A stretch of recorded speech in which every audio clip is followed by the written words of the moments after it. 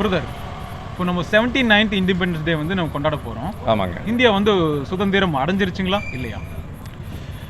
என்னை பொறுத்த வரைக்குங்க இது 79வது சுதந்திர தினத்தை நோக்கி நம்ம போயிட்டுருக்குறோம். என்னை பொறுத்த வரைக்கும் அடையிலேன்னு தான் சொல்லுவேங்க. என்னென்னு பார்த்தீங்கன்னா, அடிப்படையாகவே நம்மளுடைய இந்தியன் கான்ஸ்டியூஷனில் 6 ரைட்ஸ் ஃபார் சிட்டிசன்ஸ் சொல்லியிருக்காங்க. ஸோ அந்த நம்ம அரசியலமைப்பு சட்டத்தின் கீழே இருக்கிற அந்த 6 உரிமைகளே பார்த்திங்கன்னா அதுவே இன்னும் நம்மளுக்கு கிடைக்கல. இப்போ முதலாவது வந்து பார்த்திங்கன்னா ரைட் டு ஈக்குவாலிட்டின்னு சொல்கிறாங்க. ஸோ ரைட் டு ஈக்குவாலிட்டின்னா என்னெல்லாம் சொல்கிறாங்க? காஸ்ட், மதம், இனம், பாலினம், ஜாதி, மதத்தின் அடிப்படையில், மொழியின் அடிப்படையில் வேற்றுமை இருக்கக்கூடாது இல்லைங்களா? இப்போ நம்மளுக்கு அது இருக்குதா இல்லைங்களா? வேற்றுமைகள் நம்ம ஜாதி வந்து பார்த்திங்கன்னா அது சொல்கிறாங்க, கிராமங்கள் தோறும் வீதியில் ஜாதி கொட்டி கிடக்கிறதுங்கிறாங்க. இன்றைக்கி எல்லா தெருவுலையும் நாடார் தெரு, கோனார் தெரு, தேவர் தெருன்னு இருக்குதுங்க. அப்போ ஒரு ஜாதிக்கு ஒரு தெரு இருக்குது, கிராமங்கள் தோறும் கொட்டி கிடக்குது. இன்னுமே அதுலேருந்து நம்மளுக்கு சுதந்திரம் வெளியே வரலைங்க. அப்புறம் வந்து மதத்தின் அடிப்படையில், மத ஸ்தலங்களில் வந்து பார்த்திங்கன்னா வெவ்வேறு மாதிரி இருக்குது. கோவில்கள் வேறு மாதிரி இருக்குது, சர்ச்சு வேறு மாதிரி இருக்குது, மசூதிகள் வேறு மாதிரி இருக்குது.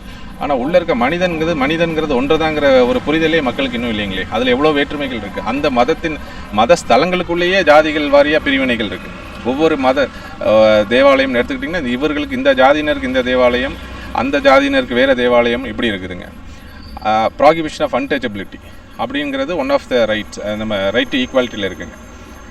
இப்போ 2 நாளைக்கு முன்னாடி கரூரில் வந்து த வால் ஆஃப் அன்டச்சபிலிட்டி, நாயக்கர்மார்களுக்கும் அருந்ததியருக்கும் உள்ள நடுவில் இருந்த ஒரு பெரிய மதிலை வந்து இப்போ தான் உடைச்சிருக்காங்க.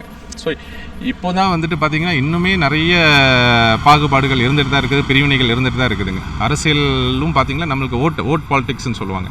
ஓட் பாலிடிக்ஸ்க்காக நம்மளை பிரித்து பாகிஸ்தான் மேலே குண்டு போட்டால் மட்டும்தான் இந்தியர்கள்ங்கிற ஒரு ஒற்றுமை வருது. ரைட் டு ஈக்குவாலிட்டி அங்கே மட்டும் தான் வருதே தவிர, நிஜமாக உள்ளே வந்துட்டு பார்த்திங்கன்னா நம்ம மனசுக்குள்ளே வந்து தமிழனாக பிரிஞ்சிருக்கிறோம், கிறிஸ்தவனாக பிரிஞ்சிருக்கிறோம், ஜாதி வாரியாக பிரிஞ்சிருக்கிறோம், இனத்தின் அடிப்படையில் பிரிஞ்சிருக்கிறோம்.